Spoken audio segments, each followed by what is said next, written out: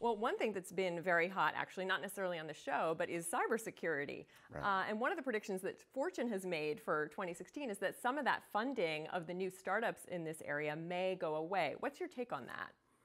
In cybersecurity, I think you have a lot of vendors chasing a very hot market.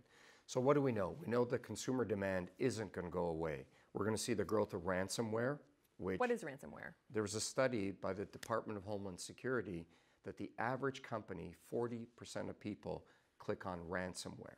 And so it's an ad that pops up, looks legitimate, looks like your bank. You open it and it takes over your screen and you can't undo it without paying a ransom to somebody. So we're seeing the growth of that. We're seeing the growth of mobility.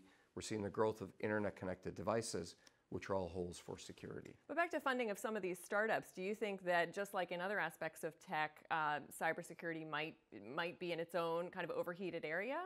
I don't think cybersecurity is overheated. I think the amount of startups getting funded is overheated.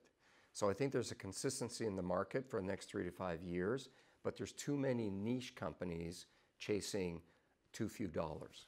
We also have a presidential election this year. Do you think that the candidates are saying enough about cybersecurity, or are you hearing them say anything on the trail?